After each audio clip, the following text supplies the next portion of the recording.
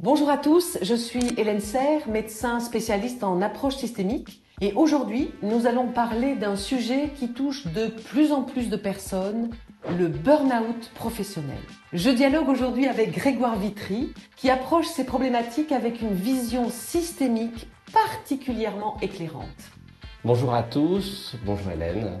Je suis Grégoire Vitry, docteur-chercheur en psychologie, systémicien et directeur de l'école de formation LACT en approche systémique stratégique. Ravi d'être avec toi aujourd'hui. Aujourd'hui, on voudrait vous parler du cas du burn-out, parce que on a une description du burn-out qui est un épuisement au travail, qu'on traite actuellement avec du repos, l'arrêt maladie. Mais en fait, finalement, ce n'est pas que ça, le burn-out. En fait, dans le burn-out, ce qui est compliqué et qu'on voit dans l'approche systémique, c'est que ça n'est pas uniquement le fait de l'entreprise qui, à un moment donné, donnerait du travail de trop. Bien sûr, il peut y avoir de ça, évidemment. Mais parfois, ça se conjugue aussi avec cette idée que je peux être moi-même issu d'une histoire, d'une éducation, d'une façon de fonctionner qui fait que je suis très perfectionniste. Je considère qu'à un moment donné, il est nécessaire de ne pas montrer ses défauts, de ne pas montrer ses failles. Et tout ça mélangé ensemble fait qu'à un moment donné, je peux avoir une certaine tendance, par exemple, à éviter de montrer le moindre défaut. Et par là même, à compenser en voulant contrôler. La difficulté, c'est de saisir que c'est un tout qui a une structure dans la façon de fonctionner. Donc, en fait, si je comprends bien Grégoire, c'est quand même une personne qui se retrouve dans une entreprise où il y a beaucoup de travail.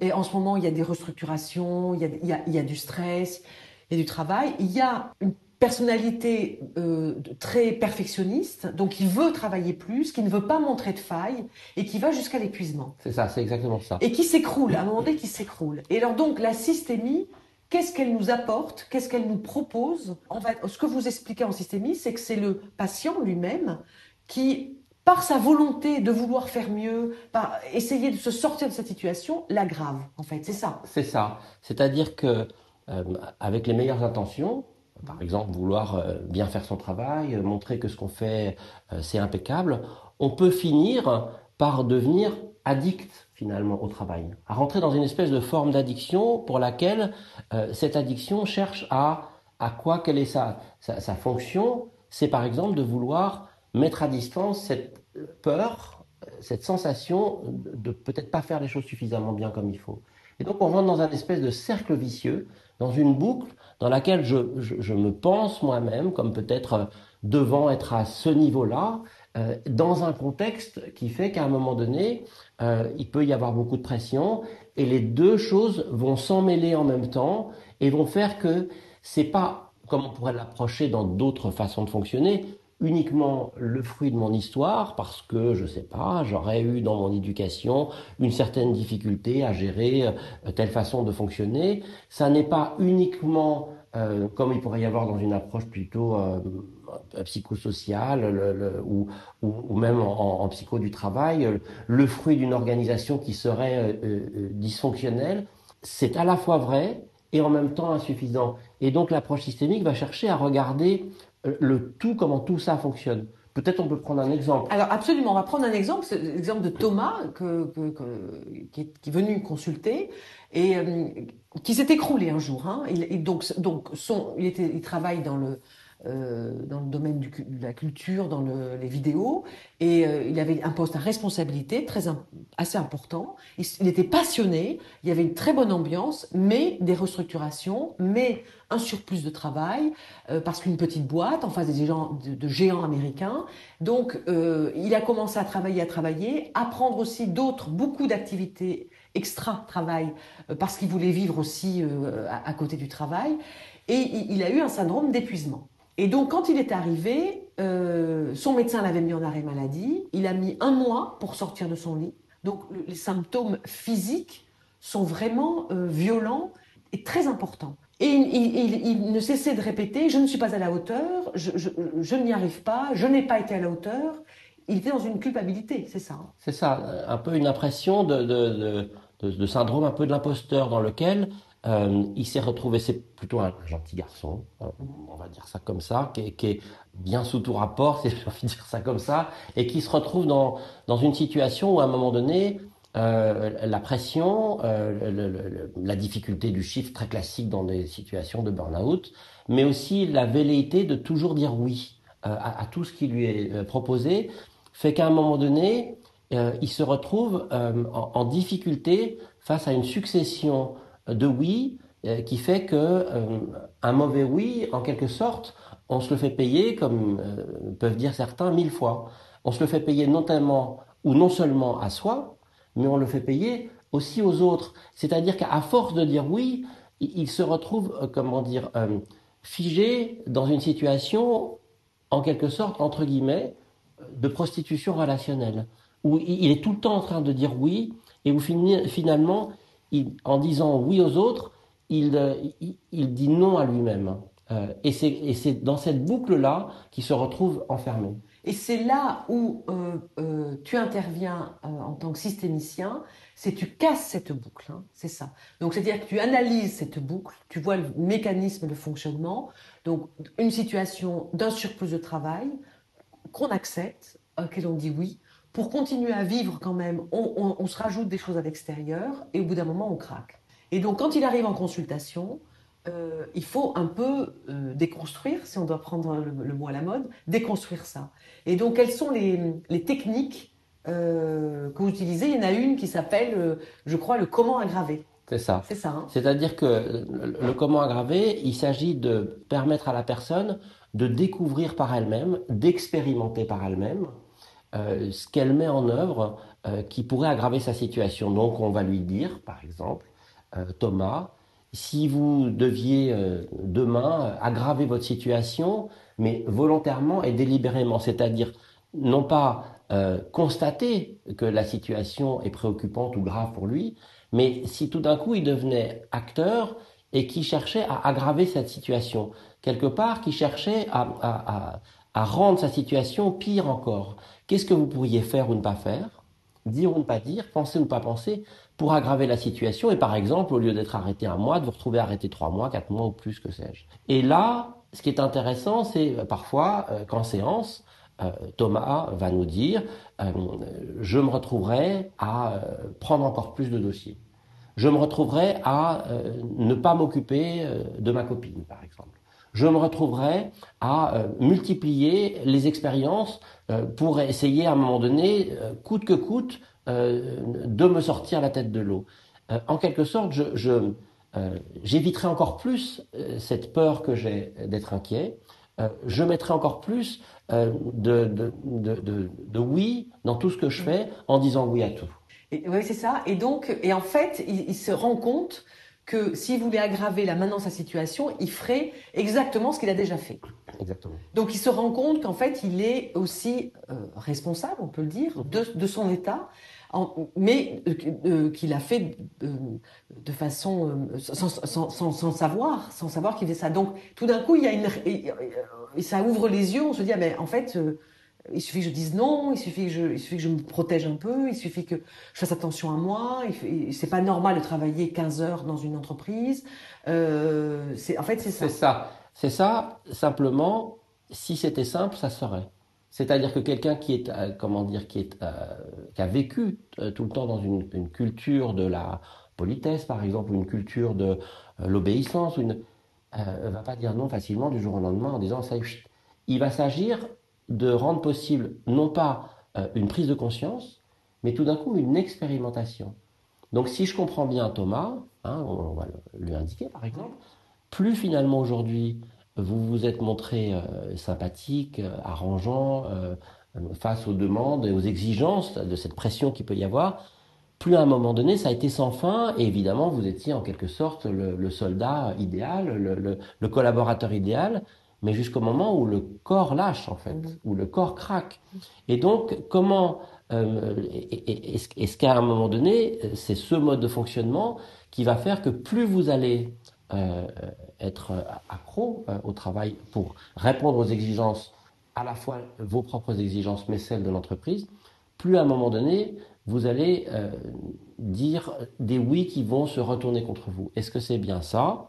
Si il répond ce qui a été le cas, oui, c'est exactement ça, alors on va pouvoir lui proposer mais une micro-expérience. Il ne s'agit pas d'une prise de conscience, il ne s'agit pas qu'il comprenne, mais il s'agit plutôt de dire est-ce qu'il vous serait possible, par exemple, demain, d'expérimenter un petit nom par jour, mais pas d'aller voir votre chef en disant maintenant c'est stop, parce que ça, c'est pas recevable pour lui. C'est pas possible, il n'est pas en capacité de ça.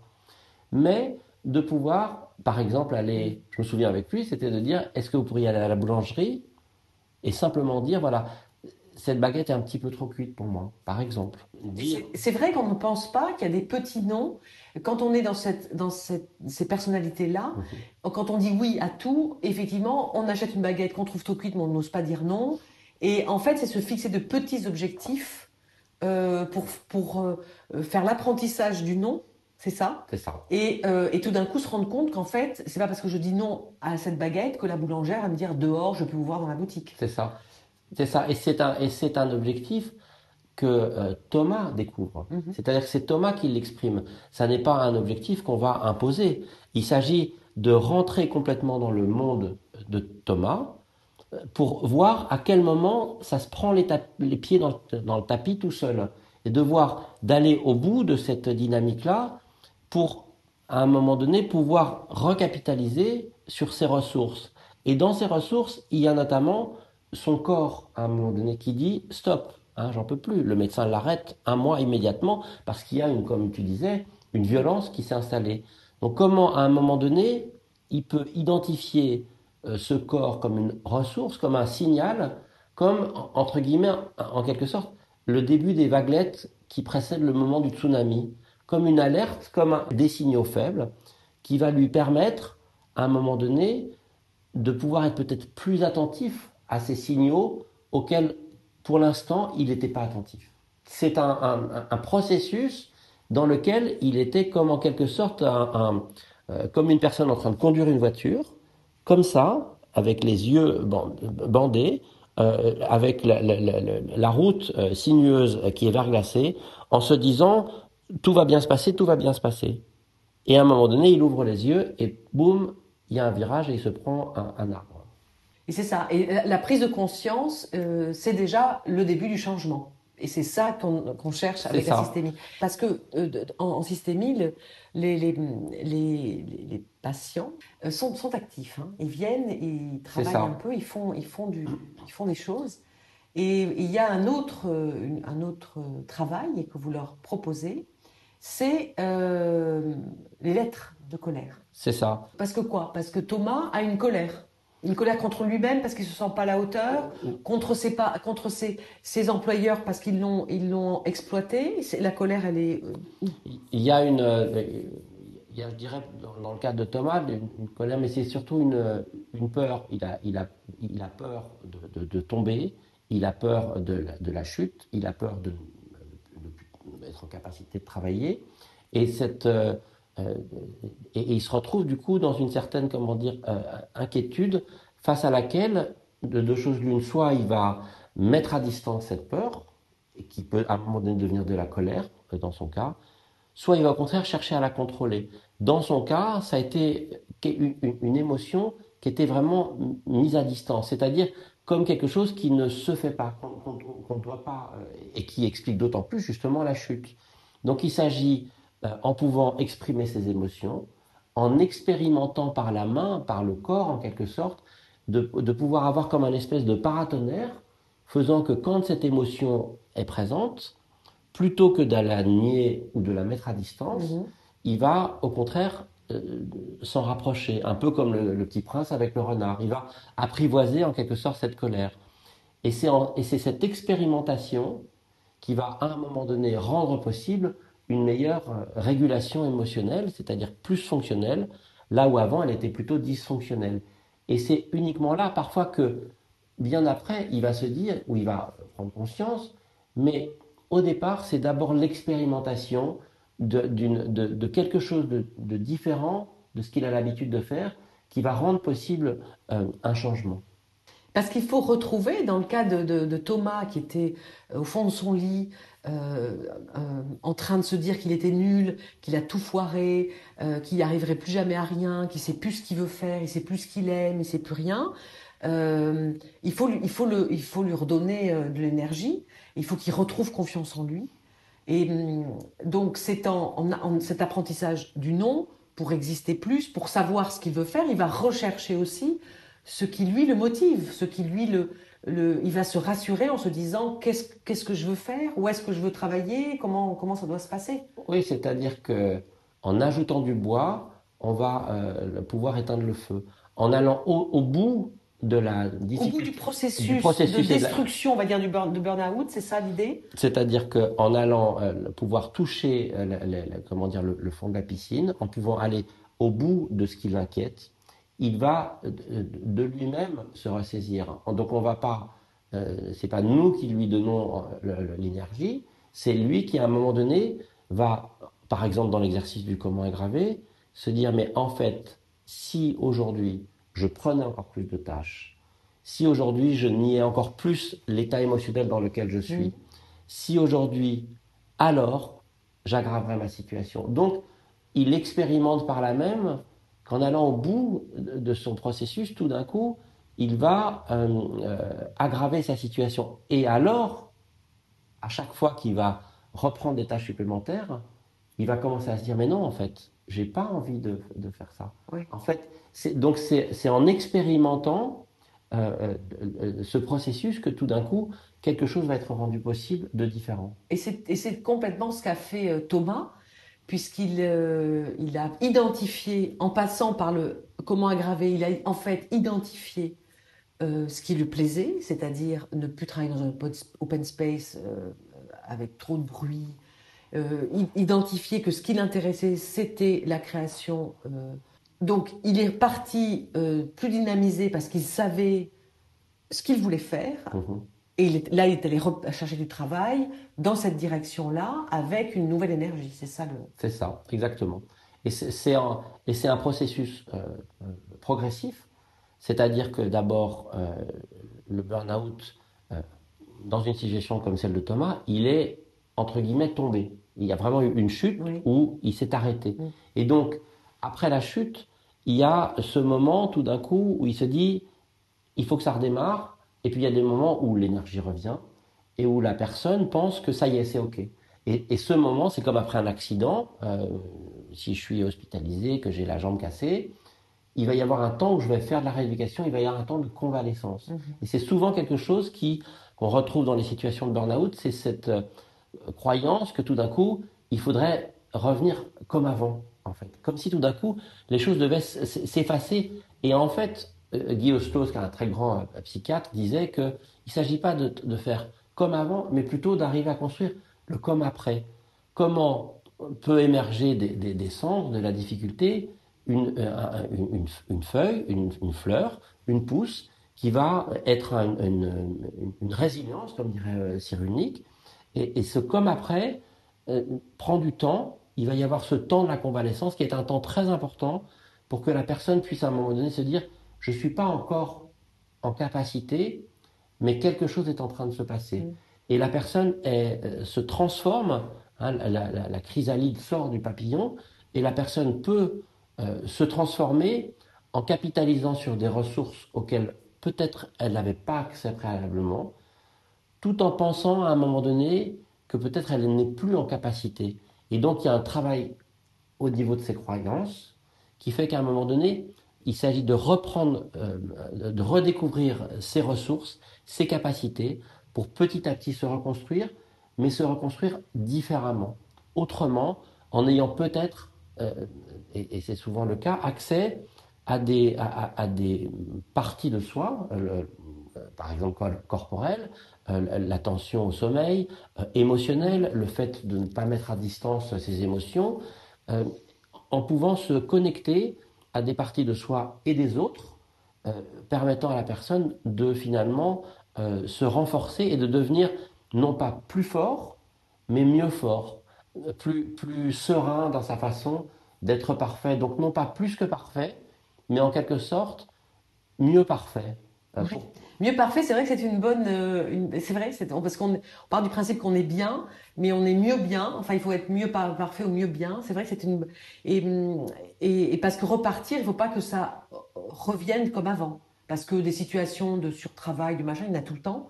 Et il faut pas, il faut pouvoir se dire, je me sens plus fort, je suis serein. Non, là je dis non, là non, là j'arrive à dire non, et j'ai pas peur de le dire. c'est ça. Est-ce que tu fais, Grégoire, quand même, là, ce que tu nous expliques, à peu près globalement, quand une personne vient te consulter, pour aller vraiment mieux, dans la statistique de ce que tu fais, et tu as énormément de cas, c'est à peu près une moyenne, mais à peu près 6 consultations sur 6 mois. C'est ça. Voilà. En moyenne, donc là, tu parles des recherches qu'on mène, hein, donc on a beaucoup de cas de patients, de clients qui sont Mm. enregistrés dans le cadre du programme de recherche Cyprenne. Et dans ce cadre-là, l'approche systémique montre des résultats pour 90% des cas d'amélioration ou de réussite en moins de 6 mois et moins de 6 séances. Et c'est particulièrement vrai sur les situations de burn-out, où là, les gens retrouvent un mieux-être, un bien-être. En général, alors c'est une moyenne évidemment, c'est pas toujours vrai, c'est pas 100% des cas, mais en moins de 6 mois et moins de 6 séances. Merci beaucoup, Grégoire. J'espère qu'on vous a éclairé sur le burn-out et que maintenant vous saurez à quelle porte frapper. Merci beaucoup.